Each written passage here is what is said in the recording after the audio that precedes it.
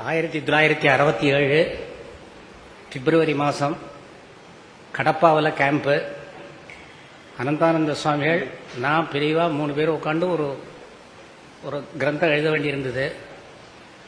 அப்போ கடப்பாவில் இருக்கிற all India ரேடியோவில் இருக்கிற வந்தா பிப்ரவரி மாதம் முதல் வாரத்தில் இருக்கோம். அங்கே இந்த கடப்பா ஆல் இண்டியா ரேடியோவில் இருக்கிற ஒரு அதிகாரி அங்கேருந்து வந்து எங்கிட்ட, இந்த 13ஆம் தேதி அன்றைக்கி பெரியவாளுக்கு 60 வருஷம் பீட்டாரோகண ஜெயந்தி வருது, ஏதாவது பெரியவா ஒரு மெசேஜ் கொடுத்தா நாங்கள் அதை ப்ராட்காஸ்ட் பண்ணி எங்களுக்கு ரொம்ப கௌரவமாக இருக்கும், அதை பெரியவாள்கிட்ட சொல்லணும்னா. பெரியவாள்கிட்ட சொன்னோன்னே, பெரியவாங்கிறதுக்கு தான் உதாரணம், மனசில் நினச்சினுட்டா வாயால் சொல்லணுங்கிற அவசியம் இல்லை, மனசில் நினச்சிக்காத வாயால் சொல்லி பிரயோஜனம் இல்லை, நான் மனசுலேயே நினச்சினுட்டேன்னு சொல்லிவிடுட்டார். அப்படி ஒரு அனுகிரக புத்தியோடு கூடின ஒரு மகான். சுத்த சைதன்யம் கிரகஸ்தாசிரம தர்மத்தை அனுஷ்டானம் பண்ணி காட்டுறதுக்காக ராமாவதாரம், சந்நியாசாசிரம தர்மத்தை அனுஷ்டானம் பண்ணி காட்டுறதுக்காக பெரியவாளுடைய அவதாரம். இதில் வேற எது சத்தியமோ சத்தியமில்லையோ தெரியாது, இது சத்தியம். டிஎம்பி மகாதேவன் எனக்கு டைரக்டராக இருந்தார்.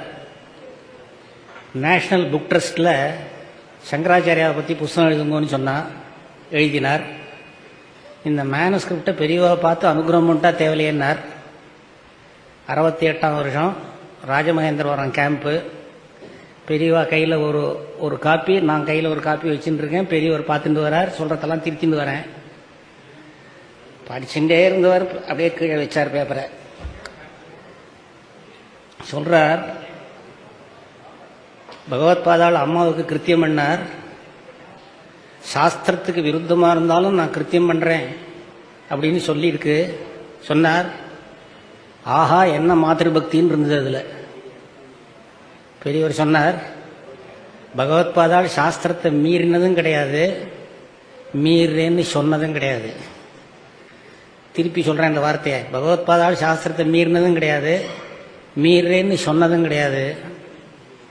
விஸ்வேஸ்வர ஸ்மிருதி சன்னியாசிகளுக்காக உள்ளது. அதில் ஏகபுத்திர விஷயமாக இருந்தால் அப்பா அம்மாவுக்கு முதல் நாள் காரியம் மாத்திரம் பண்ணணும்னு சாஸ்திரம். சாஸ்திரத்தை அனுசரித்து பகவத்பாதாள் செஞ்சார். இன்னொரு தடவை சொல்கிறேன், பெரியவா சொன்ன வார்த்தை. பெரியவர் சொல்கிறார், சாஸ்திரத்தை மீறினதும் இல்லை, மீறினேன்னு சொல்கிறதும் இல்லைன்னார். பெரியவருடைய பகவத்பாதாவுடைய அவதாரமாக இருந்த பெரியவா சாஸ்திரத்தை மீறினதும் இல்லை, மீறினேன்னு சொன்னதும் இல்லை. 13ஆவது வயசில் ஆசிரம ஸ்வீகாரம் பண்ணிட்டு மார்க்கத்தில் இறங்கினார். அந்த சன்னியாசாசிரமத்தில் பக்கவாட்டிலையும் இறங்கல, பின்னாடியும் வரல. அந்த லட்சியத்தை அடைஞ்சார், ஆத்மஜானியாக ஆனார்.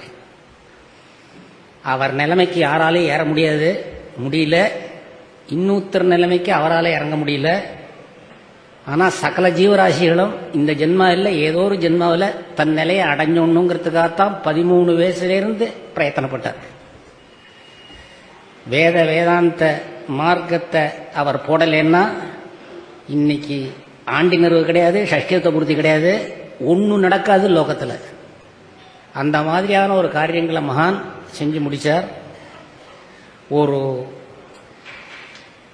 லட்சியம் ஒரு இடத்துல சொன்னார்.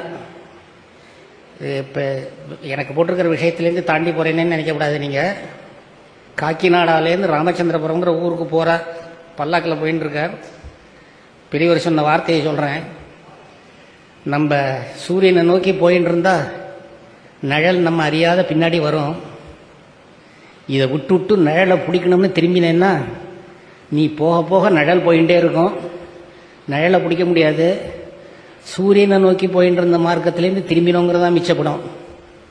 அந்த மாதிரி வாழ்க்கையில் சாஸ்திரத்தில் ஒரு லட்சியத்தை சொல்லியிருக்கிற லட்சியத்தை வச்சுக்கணும், நம்ம போயிட்டே இருக்கணும். அந்த மாதிரி போனார் அவர், போயிட்டே இருக்கணும். நம்ம நிழல் வரா மாதிரி நம்ம அறியாத பணம், பதவி, புகழ் 3 நம்ம அறியாத பின்னாடி வரும் அப்படின்னு சொன்னார். இதை நான் பல இடங்களில் என்ன உபன்யாசத்துக்கு கூப்பிட்ற போது பேசி விடுறது. 20-25 வருஷம் கழித்து கொல்லாசத்திரத்தில் இப்போ இடிச்சாச்சு. அதை 10-15 பேர் இருக்கிற போது ஏதோ பேச்சு வந்தது. பெரியவா கூட அப்படி சொன்னாலோ இல்லையோன்னு நான் சொல்லலையே அப்படின்ட்டு அத்தனை பேரும் சிரிக்கிறான். நான் பார்த்தேன். காக்கிநாடாவிலேருந்து ராமச்சந்திரபுரம் போகிற போது பெரியவா பல்லாக்கள் எல்லாம் சொல்லி பார்த்தேன். நான் சொல்லலையேங்கிறார். கடைசியாக என்ன பண்ணேன்,